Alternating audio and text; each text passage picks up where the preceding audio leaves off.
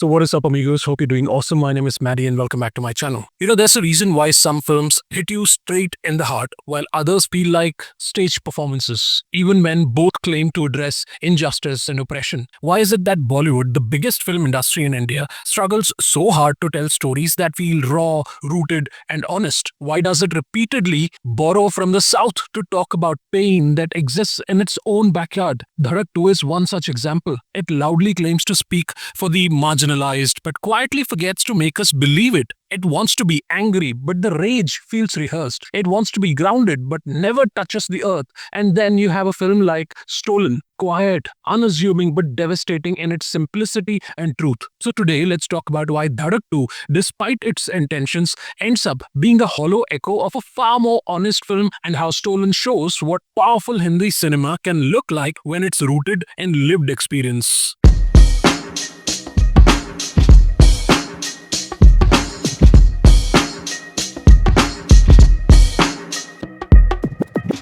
So Dhadak 2 is the official Hindi remake of Pariyerum Perumal, a Tamil film that shook audiences with its raw portrayal of caste violence and systemic oppression. But where the original hit like a hammer, this remake barely leaves a bruise. The Hindi version has polished frames, neat production design, and competent actors, but it feels like it's watching the problem from a distance. The story is urgent, but the emotions are restrained. The narrative avoids mess, avoids confrontation, and avoids discomfort. That's a major problem for a film meant to expose caste brutality. Instead of making you feel the weight of discrimination, Dhadak 2 ends up narrating it like a safe bedtime story. The blood has been washed off, the rage has been lowered to a whisper. Dhadak 2 borrows the skeleton but forgets the soul. The original film wasn't just a film, it was a punch to the gut. Pariyerum Perumal doesn't just tell you a story, it puts you through it. You feel every insult, every humiliation, every injustice that the protagonist faces, not as a viewer but as a witness. Pariyan is not a hero in the conventional sense. He's vulnerable, confused, and trying to hold on to dignity in a system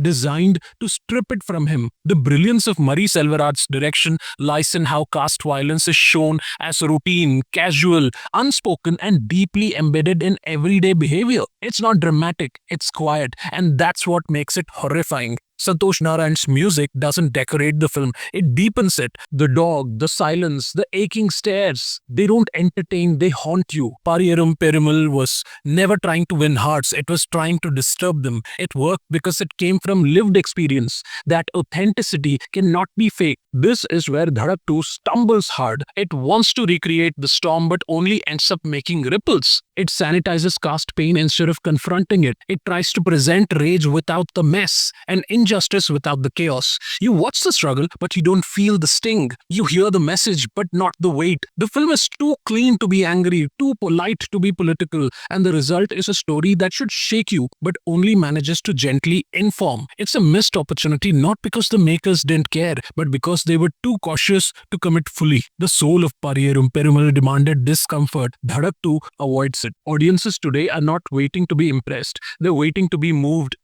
We have seen enough surface level activism, enough woke dialogues written from air-conditioned rooms. We crave stories that come from the ground, from research, from reality. Dhadak 2 may look the part, but it never feels the part. Compare it with Rotten System showcased in People Life, caste-based lens in Masan, caste discrimination and oppression in Article 15, even Bakshak, and even the tribal issues in Joram. Each of these films made you feel the dirt, the tension, the emotional decay. I'm told, and the rumor has it, that even a film called Santosh, starring Shahana Goswami, is brilliant. But unfortunately, our great institution, the Moral Police, CBFC, hasn't even allowed to release it in its original form. Each of these kind of films come from a place of urgency, not presentation. And that's what Dhadak 2 lacks the most. Urgency. It's a film that's afraid to bleed. Take another example. Udta Punjab. Anurag Kashyap was so convinced that conviction took him to the courts to release it in its original form, and he succeeded. He won. He triumphed against the institution that was trying to stop